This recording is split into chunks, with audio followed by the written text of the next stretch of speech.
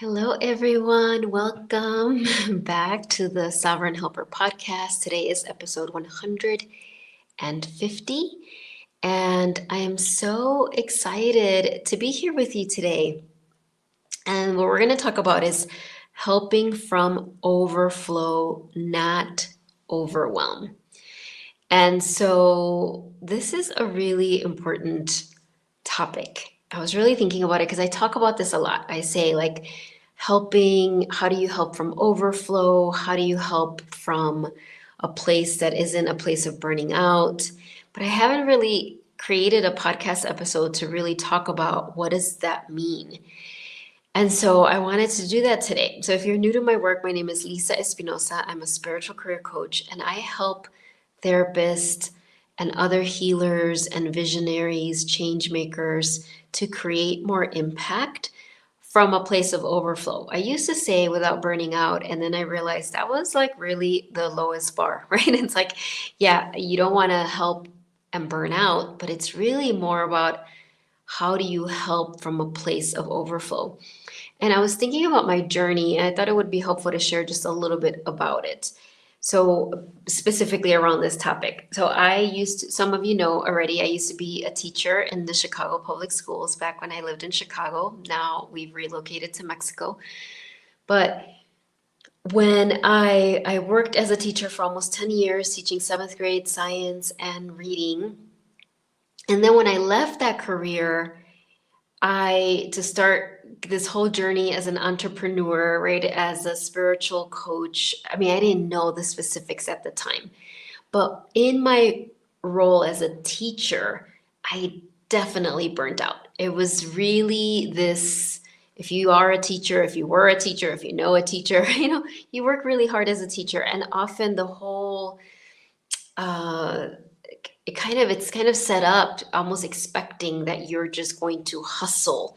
You're going to work past your capacity, right? And like really use willpower to push yourself. And so when I left that space, it was really I realize now looking back that my soul was like, okay, we need to deprogram that way of working, right? That it was really just using my willpower, pushing through self sacrifice, all of that. And so I went through several years after I left that job as a teacher where my physical body, my health was all kind of like breaking down. Whereas I had up to that point been like, I thought I considered myself a very healthy person.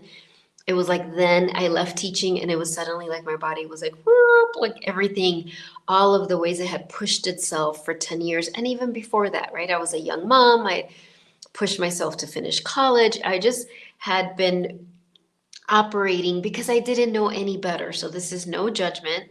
This is the way I felt I had to do it. And I'm so grateful for my past self that was able to do it however she did it to get through those very, very challenging years.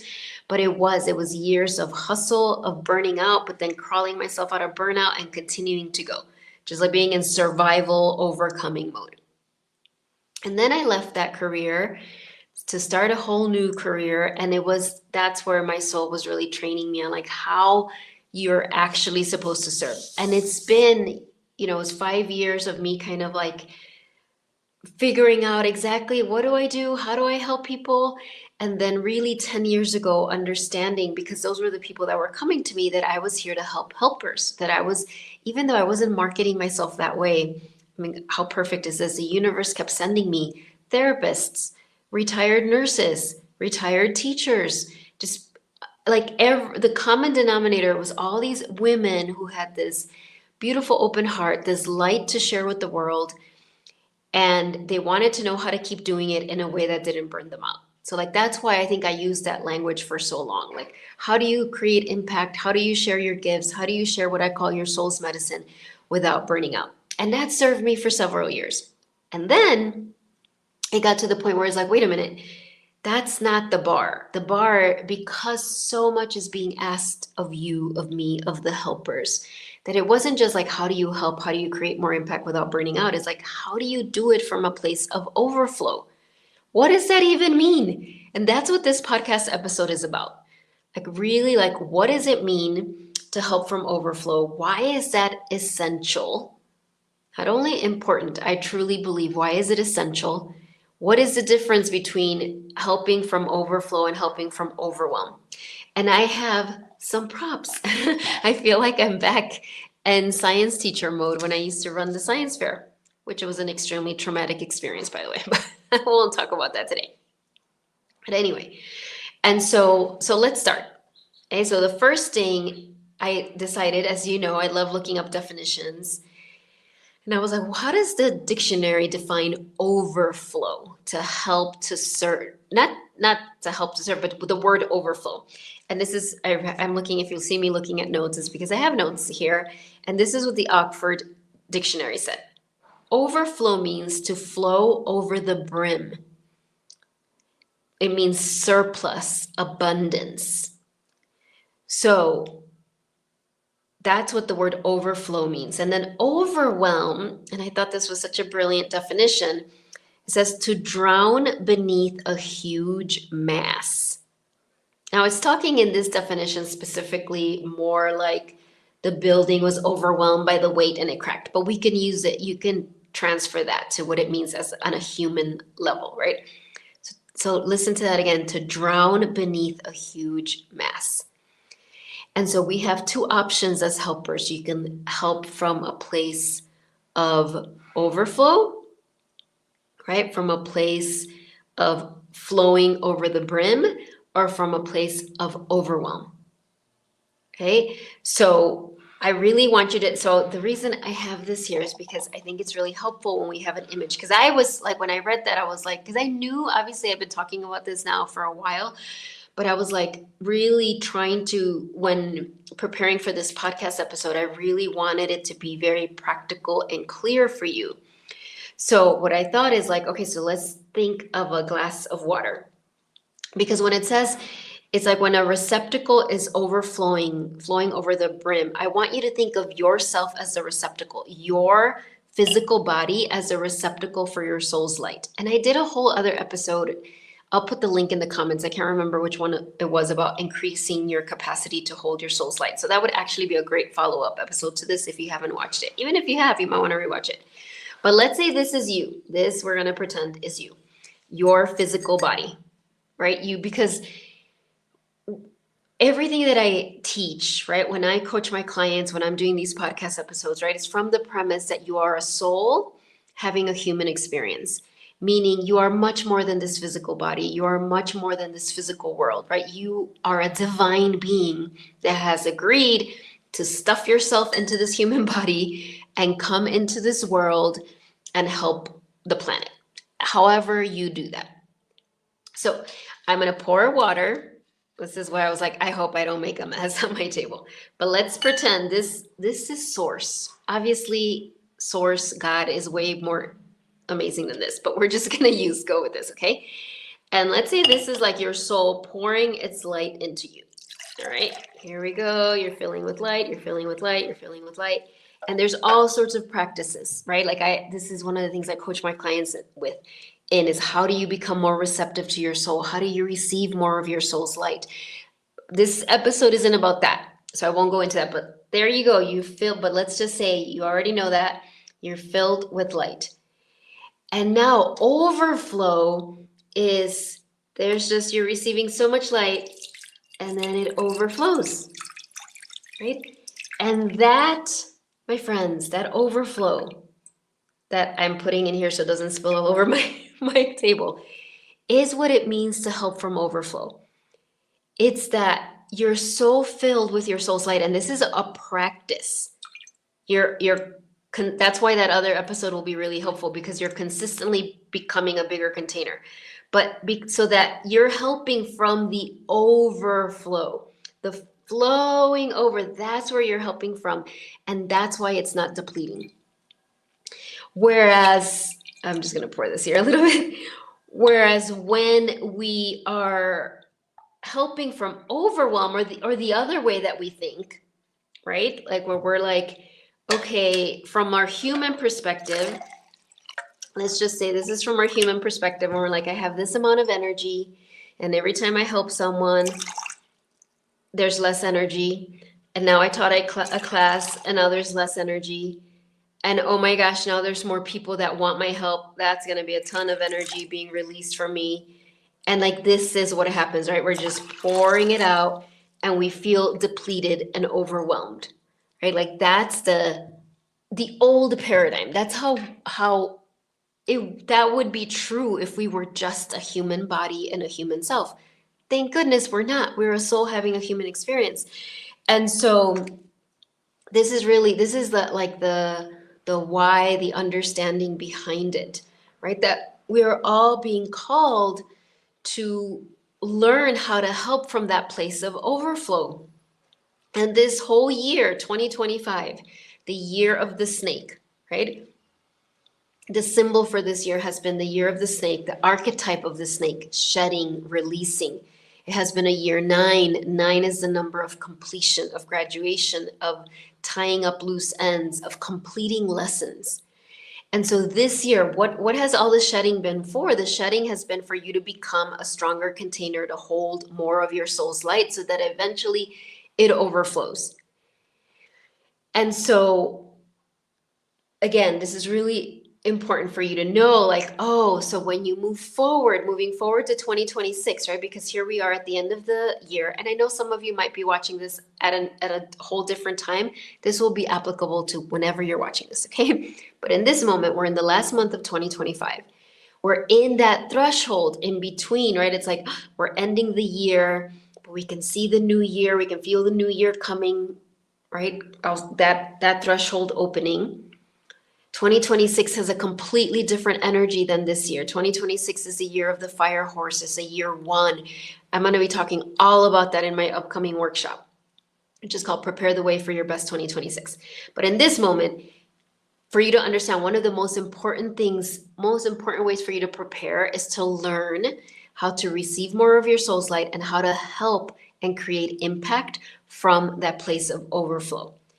And so when you realize that, because I think often when people hear me speak, especially if they haven't heard me before, you can misunderstand if I say, how do you create more impact? How do you help more people? How do you birth more things? How do you become an example of what's possible? How do you help people transform? How do you download creative solutions? Immediately, our human brain can go into like, oh, that's going to be a lot of work. I'm going to have to like hustle and not sleep and like, I don't know if I want to do all that. It's going to be a ton of work.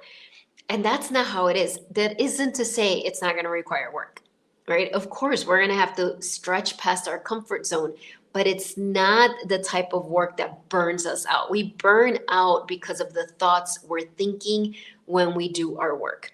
That's what it is. That's the only thing that explains how somebody could be burnt out by a certain type of activity and other people can't, or other people aren't. It depends on your alignment. Are you aligned with your soul or you are aligned with your human self? And so then what this means is that your most important responsibility when you're thinking about creating impact is to align, right, with that, your understanding, right? Aligning with like, okay, I am a soul, right? Having a human experience. And my soul, if I open to receive it and I release the things that are in the way,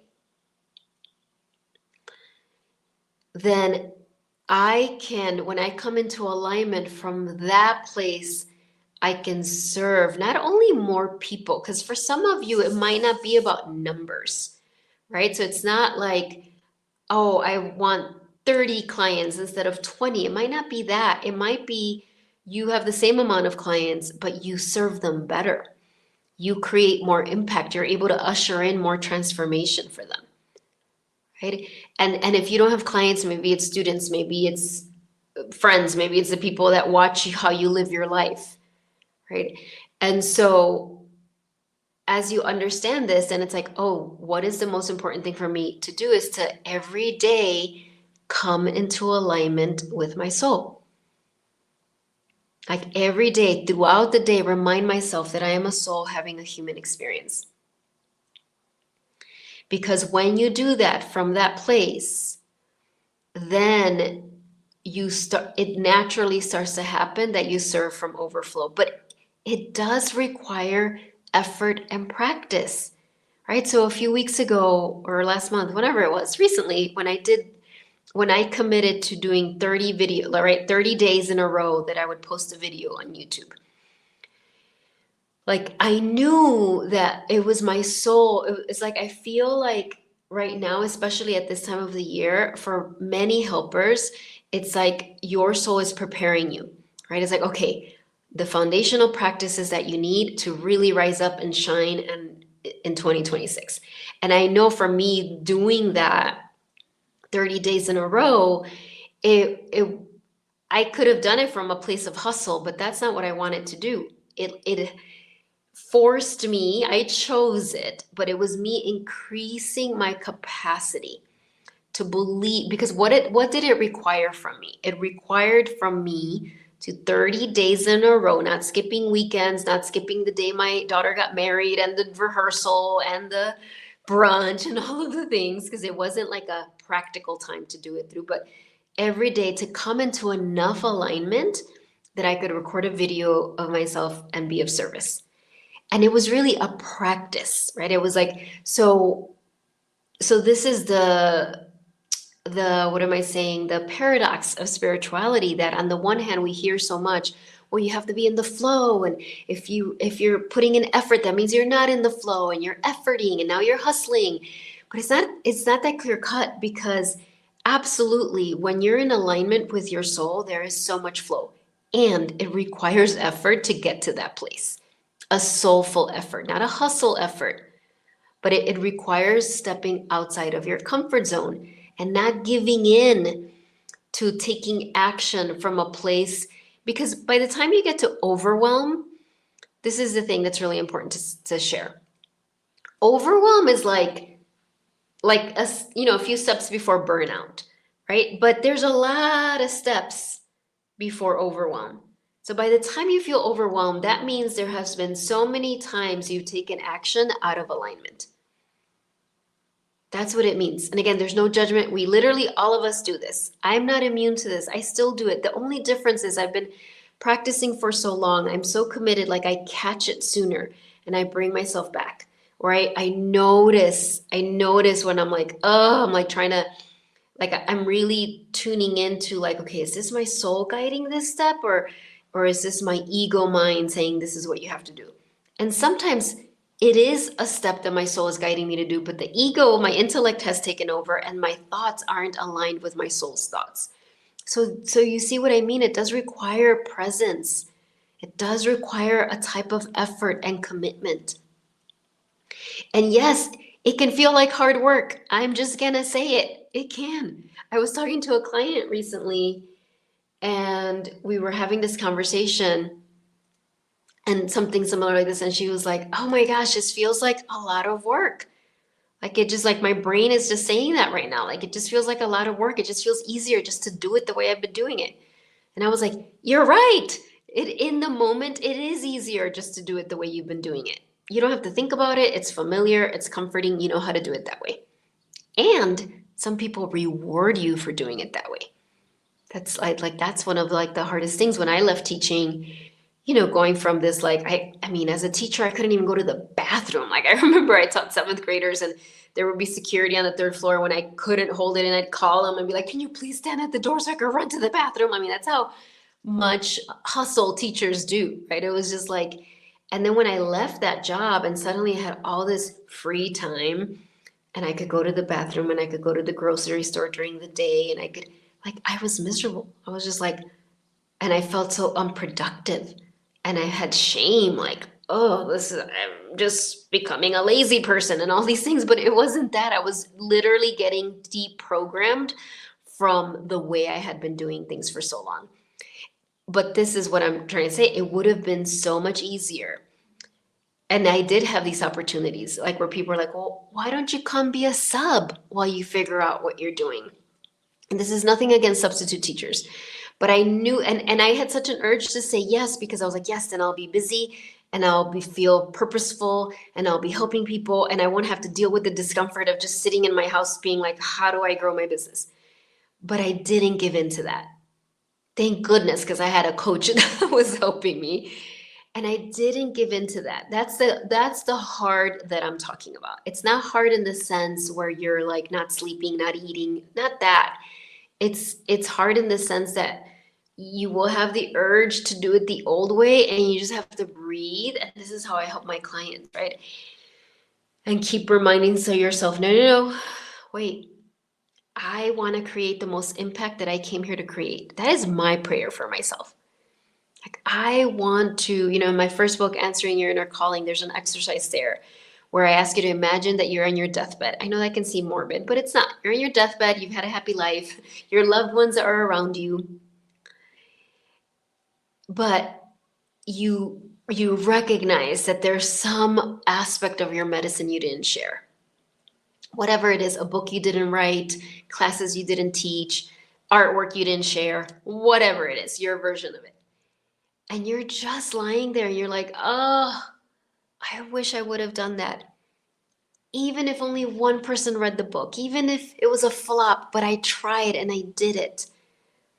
Right? And the reason I have that exercise, that journal prompt in my book is because it's very important for you when you're doing this work to keep coming back to, why do you desire this? What is at stake? And for me, I have such a deep desire to create the most impact that is possible for me to create, to help the most people that it's possible, my potential of helping and creating impact and transformation of others. I want, whenever I end up dying in this lifetime, I want to look back and be like, I gave it my all.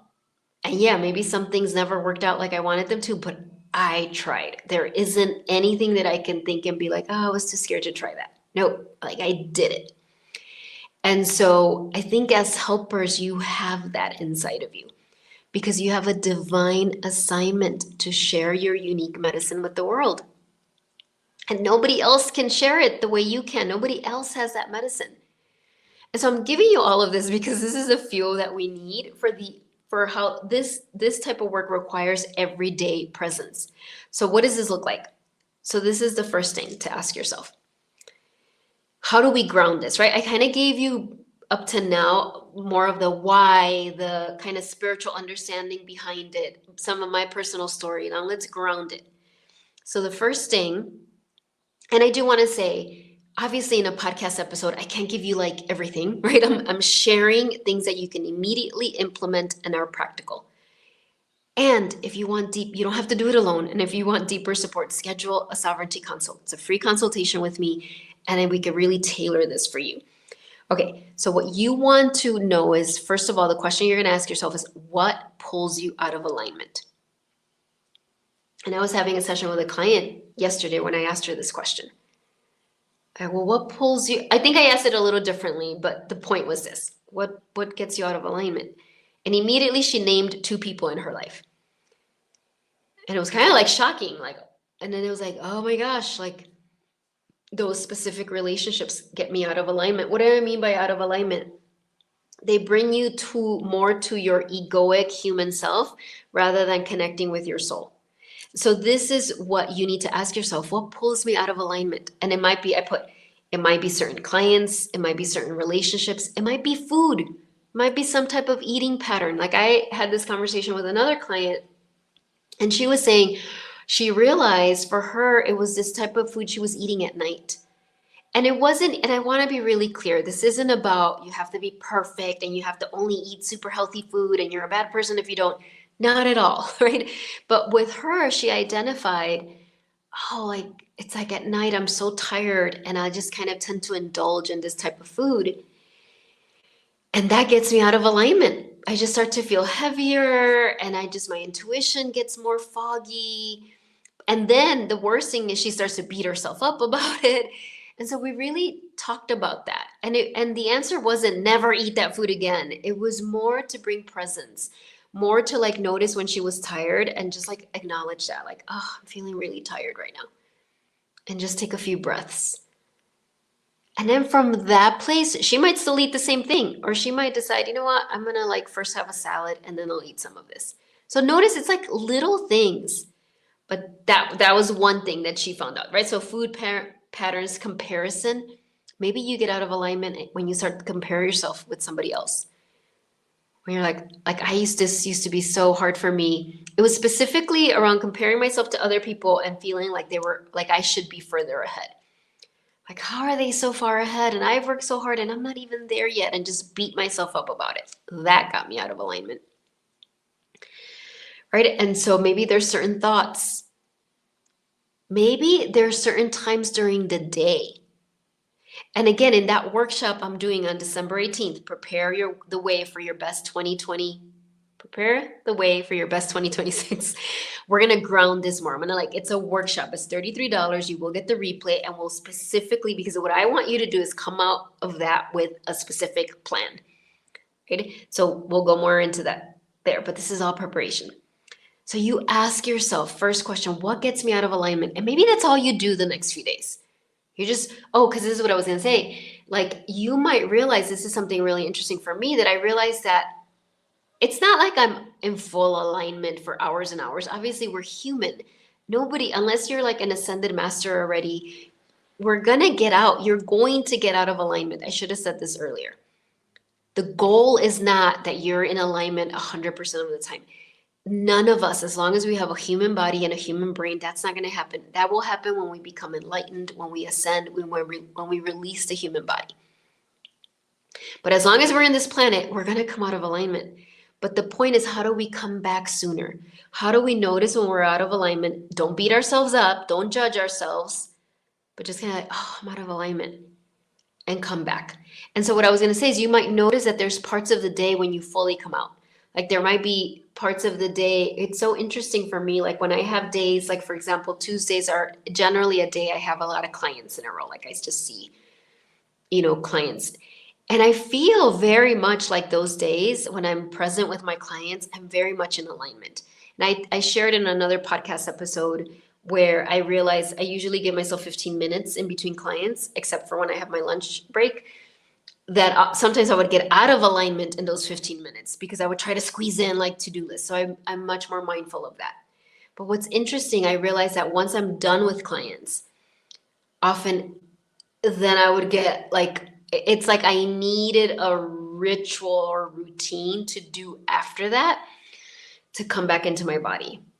Because what often would happen, I would be done, and then, my husband is retired, Greg is here, so I would talk to him, I would go downstairs and check on food, and and I would just get into like, but I would also still be like, it's like I hadn't wound down from my day with clients.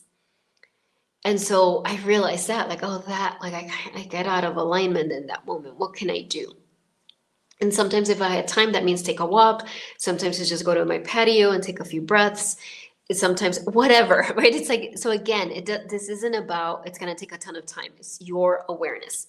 So that's step one. You're going to ask yourself, what pulls me out of alignment? Be a detective, be a scientist with love and curiosity, and just notice throughout your day. You might be really shocked, just like my client was when I asked her, and she was like, oh, after she named the two people, she was like, I had no idea.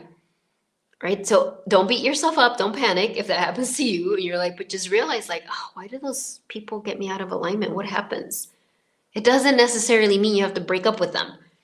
I mean, sometimes it can mean that, but it might just mean like, I kind of give my power away when I'm with them, or they just kind of start venting and I take it all on in. Who knows? But just notice. Okay. And now, after you've done that, or it could be simultaneous, you're going to ask, what brings you back into alignment? This is really important because all of you have things that bring you back into alignment. But when you know and you write them down, then it's like medicine. It's like your toolkit. And you can be like, okay, what can I do? So is it prayer and meditation? Right? I was having a conversation with another client and she was like, that's what I have to do every morning. And just to be clear, it wasn't like she was sitting for like hours praying and meditating.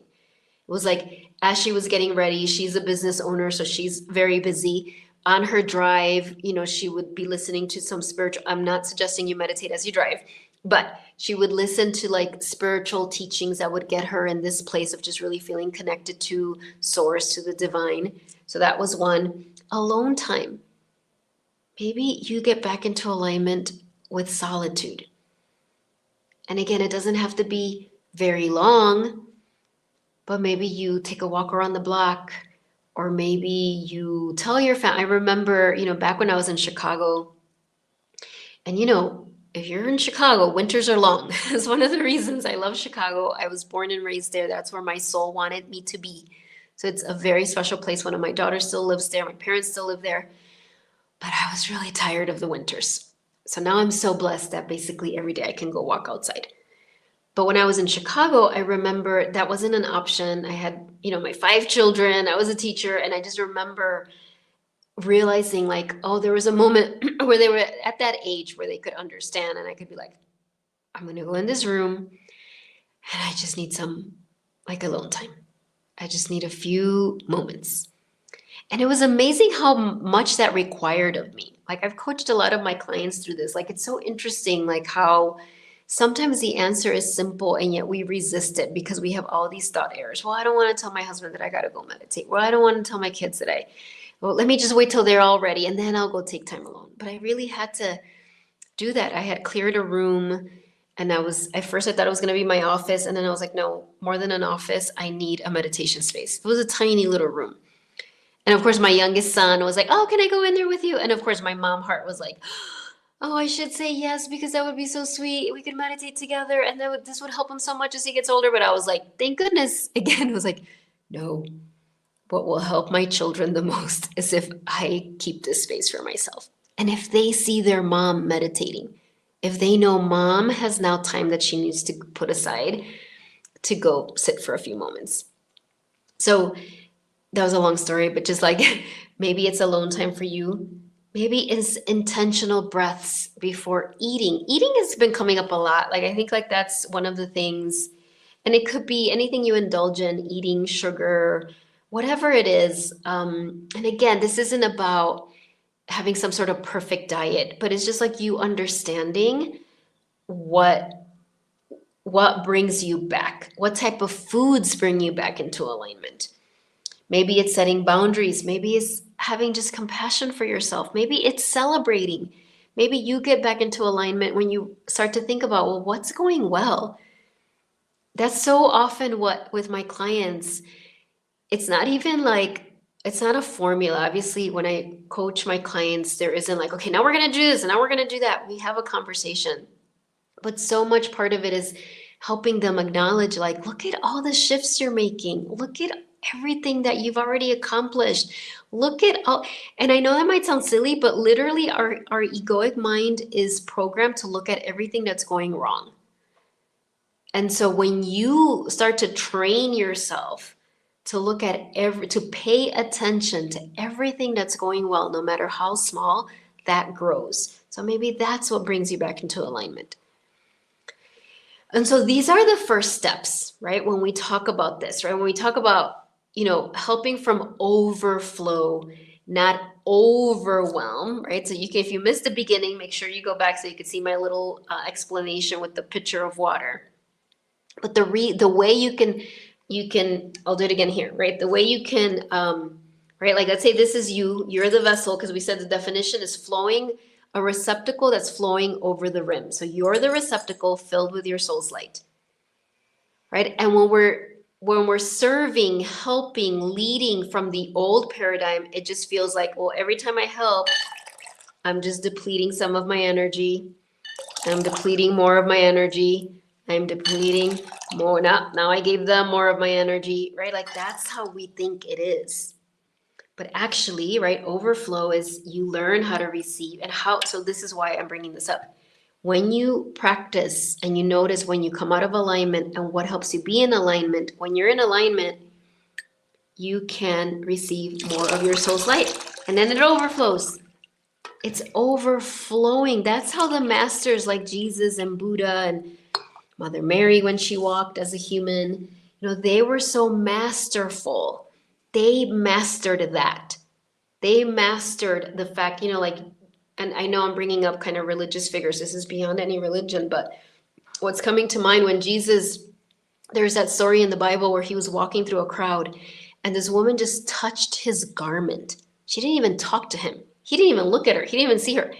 And just from touching his garment, she experienced like some type of healing. And he felt it. He was like, who who touched me? But because he was so overflowing, right? Like it just, and this is what this is, I know that can sound like, oh, that's so amazing. That was Jesus or whomever, a spiritual leader, but like it's these day-to-day practices that bring you to that place. So I want you to make your own list of what drains you and what restores you, of what takes you out of alignment, what brings you into alignment. And then I'm going to give you this prompt. I wrote it down because I didn't want to mess it up. Okay, what area of your service, and if the word service doesn't resonate, replace it. What area of your life, what area of your business, what area of your leadership, what area of your creativity, okay?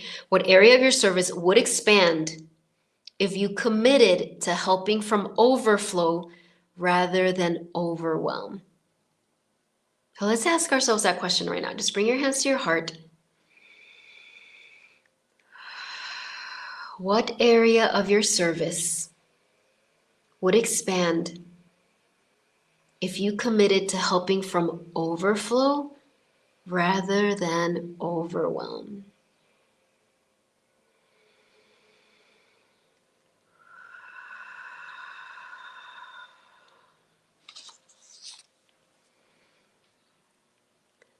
So if you heard something, write it down. If you want to share it in the chat, share it in the chat. This is recorded so you can go back and listen.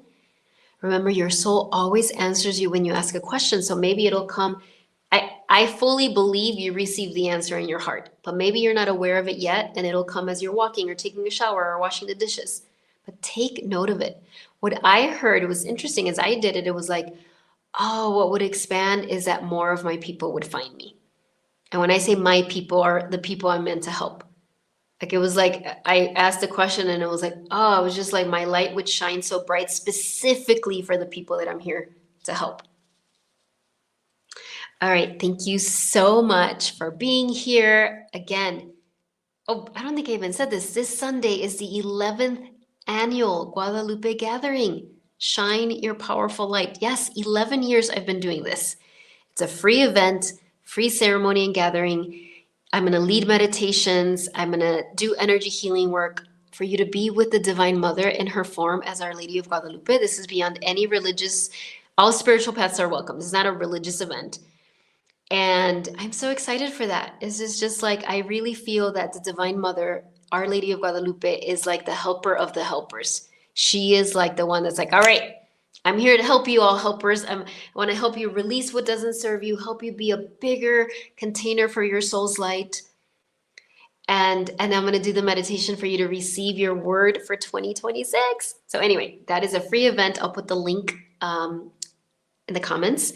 Second, the workshop, December 18th, is going to be such a great follow-up to the ceremony because that's where we're going to ground it all. Like really talk about, okay, what were the lessons you learned this year? What were the pearls of wisdom? What are you letting go and not bringing into next year? And I'm going to do this with some really powerful journal prompts that I'm going to guide you through. And then I'm going to talk about the year of the fire horse, which is next year, and a year one. What does that mean? You might have been seeing fire horse in year one. What does that mean? I'm going to explain what that means. How do you harness that energy? And then talk about daily rituals, simple but powerful, that you can do to make sure that like we start the year and we're not like, oh my gosh, I gotta get past December, was so stressful. No. December, this is, I didn't say this in the beginning, but I'll wait. I'll share this some other time. But anyway, that workshop is $33. You will get the replay. And if you want to sign up for a sovereignty consult, it would be my great honor to connect with you. That's a free 1-hour consultation with me. I will help you get clear. And December is such a perfect month to do that. I would love to connect. If you have any questions about any of that, do not hesitate to reach out. I would love to connect. All right, I will see you next week for episode 151. I've got to tell you, these episodes I'm doing in December, they are just going to be really powerful. Like there's just like, I just feel like the Divine Mother's like, all right, this is the curriculum. Okay, now they need to know this lesson. Okay, now this lesson, now this lesson, now this lesson. So, and I am saying that, and of course I can't remember what is next I know the last one is letting other people be wrong about you. Oof, that is a really good one. That is something Mother Mary has been mentoring in me for years.